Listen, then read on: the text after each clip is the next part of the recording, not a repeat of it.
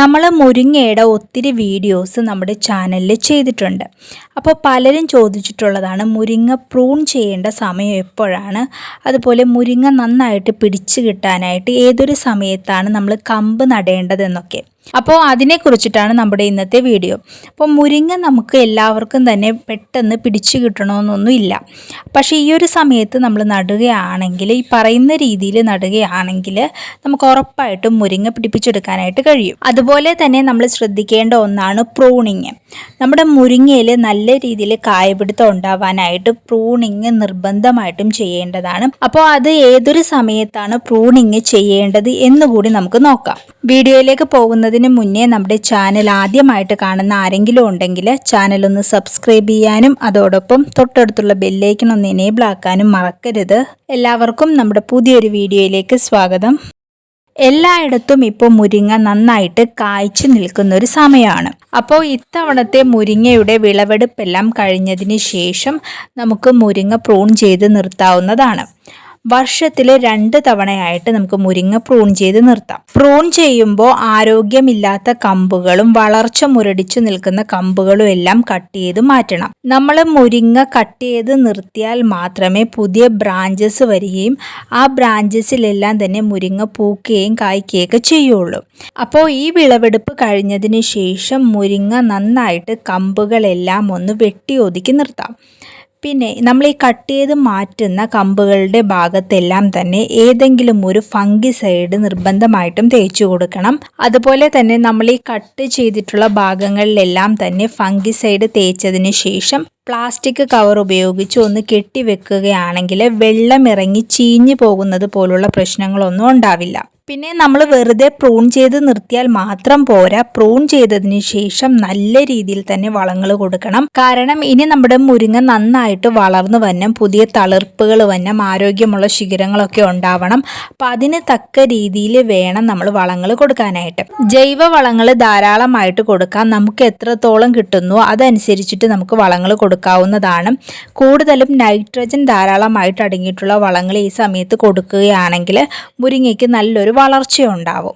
വളങ്ങൾ കൊടുക്കുമ്പോൾ മുരിങ്ങയുടെ ചുവട്ടിൽ നിന്നും 2 അടി മാറ്റി ഒരു തടം എടുത്തതിന് ശേഷം അതിൽ വേണം വളങ്ങൾ കൊടുക്കാനായിട്ട്. ഏകദേശം 10 കിലോ അളവിൽ വരെ നമ്മൾ വളങ്ങൾ കൊടുക്കണം എന്നാണ് പറയാറുള്ളത്. അതിൽ പച്ചില വളങ്ങളാണെങ്കിലും കമ്പോസ്റ്റ് ആണെങ്കിലും കാലിവളമാണെങ്കിലും എല്ലാം ചേർത്തിട്ടുള്ളൊരു വളപ്രയോഗമാണ് നമ്മൾ നടത്തേണ്ടത്. ജൈവ വളങ്ങൾ കൊടുക്കുന്നത് കൂടാതെ രാസവളങ്ങളും നമുക്ക് മുരിങ്ങയ്ക്ക് കൊടുക്കാവുന്നതാണ്. ഏകദേശം 1/4 കിലോ അളവിൽ വരെ യൂറിയ ആ ഒരു സമയത്ത് ചേർത്ത് കൊടുക്കാവുന്നതാണ്.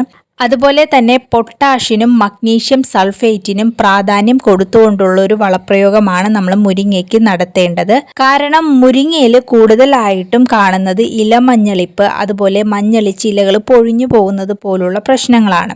അപ്പോൾ ഇത്തരം പ്രശ്നങ്ങൾക്കുള്ള ഒരു പ്രധാന കാരണം മഗ്നീഷ്യം എന്ന മൂലകത്തിൻ്റെ കുറവാണ്.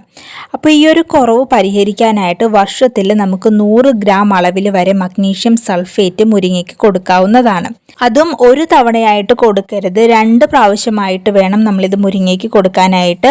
മെയ് ജൂൺ മാസത്തിലും അതുപോലെ തന്നെ ഒക്ടോബർ നവംബർ മാസത്തിലും. അതുപോലെ തന്നെയാണ് മുരിങ്ങ പൂക്കാനും കായ്ക്കാനും ഒക്കെ അത്യാവശ്യമായിട്ട് വേണ്ട ഒരു മൂലകമാണ് പൊട്ടാഷ്.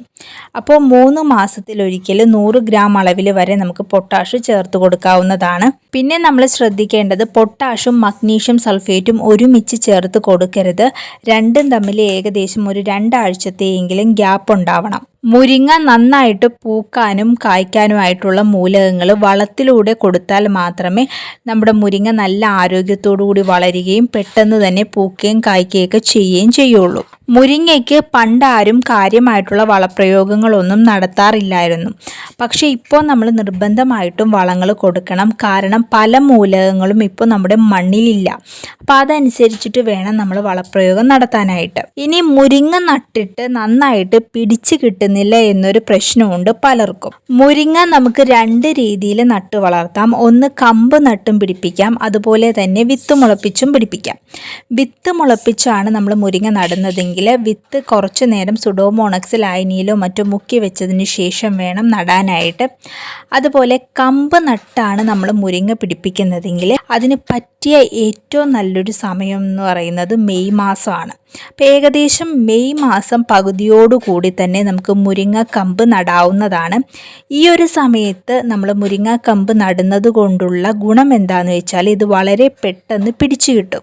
അപ്പോൾ മെയ് മാസത്തിൽ നമ്മൾ മുരിങ്ങ നല്ല രീതിയിൽ നടുകയാണെങ്കിൽ നന്നായിട്ട് തന്നെ നമുക്ക് പിടിപ്പിച്ചെടുക്കാനായിട്ട് പറ്റും. പിന്നെ മുരിങ്ങ നടുമ്പോൾ നമ്മൾ ഏറ്റവും ആദ്യം ശ്രദ്ധിക്കേണ്ടത് നല്ല സൂര്യപ്രകാശം കിട്ടുന്നൊരു സ്ഥലത്ത് വേണം മുരിങ്ങ നടാനായിട്ട്. അതുപോലെ തന്നെ ഒരു കൈവണ്ണമുള്ള കമ്പ് വേണം നടാനായിട്ട് നമ്മൾ സെലക്ട് ചെയ്യാനായിട്ട്. പിന്നെ വെള്ളക്കെട്ടുള്ള സ്ഥലങ്ങളൊന്നും നമ്മൾ മുരിങ്ങ നടാനായിട്ട് സെലക്ട് ചെയ്യരുത്. വരൾച്ചയെ ഇഷ്ടപ്പെടുന്ന ഒരു ചെടിയാണ് മുരിങ്ങ. അപ്പോൾ അതനുസരിച്ചിട്ട് വേണം നമ്മൾ മുരിങ്ങ നട്ട് വളർത്താനായിട്ട്. പിന്നെ മുരിങ്ങ നടേണ്ട രീതിയും കൊടുക്കേണ്ട അടിവളങ്ങളെ കുറിച്ചിട്ടൊക്കെയുള്ള ഒരു ഡീറ്റെയിൽ വീഡിയോ നമ്മൾ മുന്നേ ചാനലിൽ ചെയ്തിട്ടുണ്ട്. അപ്പോൾ മുരിങ്ങ കമ്പ് നട്ട് എങ്ങനെയാണ് പിടിപ്പിക്കേണ്ടത് എന്നതിനെ കുറിച്ചൊക്കെ ആ വീഡിയോയിൽ ഡീറ്റെയിൽ ആയിട്ട് പറയുന്നുണ്ട്. മുരിങ്ങയുടെ കമ്പ് നമ്മൾ നട്ട് അതൊന്ന് പിടിച്ച് കിട്ടുന്നത് വരെ നന്നായിട്ട് നനച്ചു കൊടുക്കുകയും അതുപോലെ വളങ്ങൾ കൊടുക്കുകയും വേണം. അതിനുശേഷം മുരിങ്ങയ്ക്ക് നമ്മൾ ഓവറായിട്ടൊന്നും നനച്ചു കൊടുക്കേണ്ട, ആവശ്യത്തിനുള്ള വെള്ളം മാത്രം കൊടുത്താൽ മതി. ഓവറായിട്ട് നമ്മൾ മുരിങ്ങയ്ക്ക് വെള്ളം കൊടുക്കേണ്ട ആവശ്യമില്ല. ചൂട് കൂടുതലുള്ള സ്ഥലങ്ങളിൽ മുരിങ്ങ നന്നായിട്ട് വളരുന്നതായിട്ട് കണ്ടിട്ടുണ്ട്. ഡ്രമ്മുകളിലും മറ്റുമൊക്കെ നട്ടിട്ടുള്ള മുരിങ്ങയ്ക്ക് ആണെങ്കിൽ ചുവടുടങ്ങിപ്പോകാത്ത രീതിയിൽ നമ്മൾ ചെറിയ രീതിയിലുള്ള നന കൊടുക്കണം. അപ്പോൾ ഇത്രയും കാര്യങ്ങൾ നമ്മൾ ശ്രദ്ധിക്കുകയാണെങ്കിൽ നമുക്ക് മുരിങ്ങ നല്ല രീതിയിൽ തന്നെ പിടിപ്പിച്ചെടുക്കാനും അതുപോലെ നന്നായിട്ട് തന്നെ കായ്ഫലം വർദ്ധിപ്പിക്കാനും ഒക്കെ കഴിയും.